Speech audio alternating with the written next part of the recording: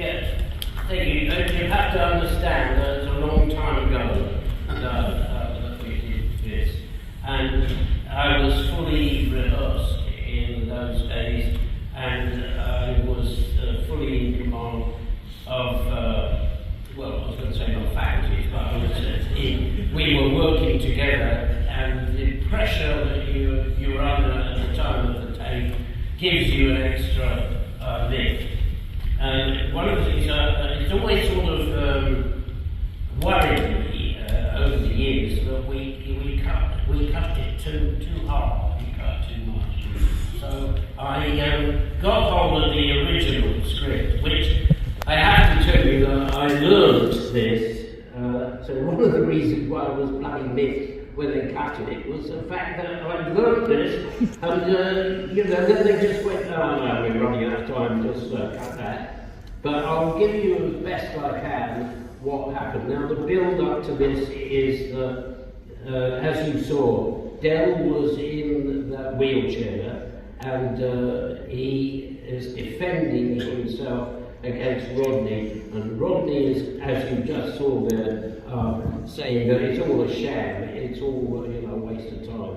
So Dell, in response to that, is in his wheelchair, and he says, I was up there 3 hours, 3 bloody hours. I can't recall too much of the first half hour of my flight on account that I spent most of it praying, really loudly. But by the time I composed my senses a bit, I was closing in on the Atlantic.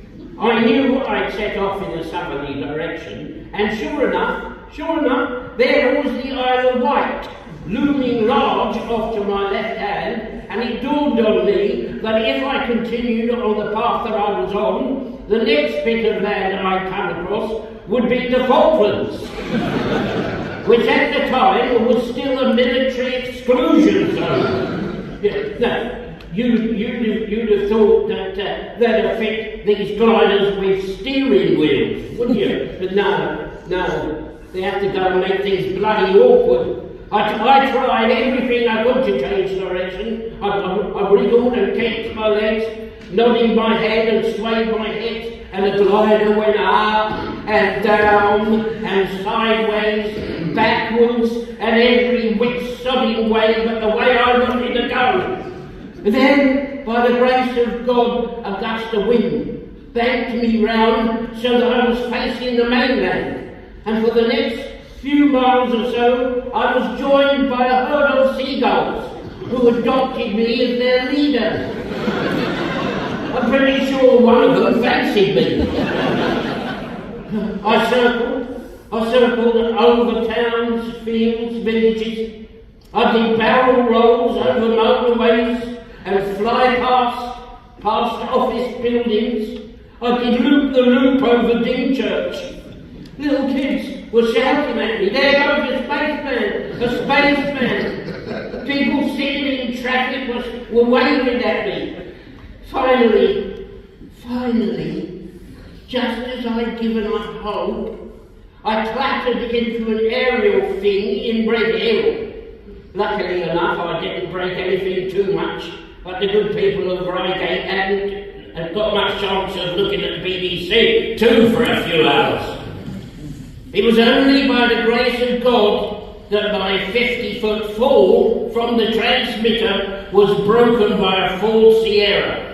Not so fortunate was the very unfortunate and very unsuspecting courting couple who were inside it at the time.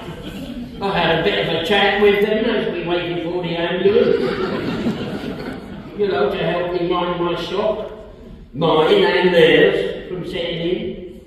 Now, due to Rodney's general walliness, they've had to put their wedding back 6 months.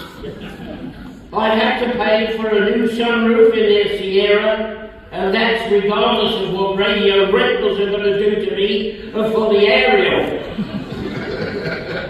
So all of that was cut.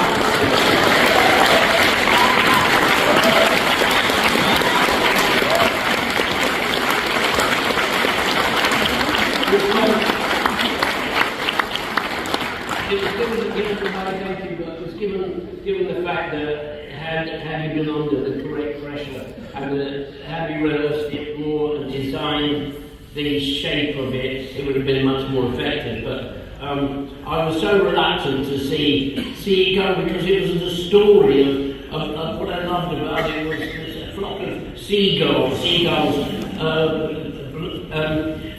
awarded me their leader, and one I think fancied me. Oh, I won't hand it. I can do that. So if it'd been me there, it would have been cut. Oh, excellent. Yeah, we did have courage to say that we did occasionally have different directors at different times. So I let him get away with that one. Yeah, okay. I agree. Yeah, we did do that one. I think we were doing that was fantastic, wasn't it?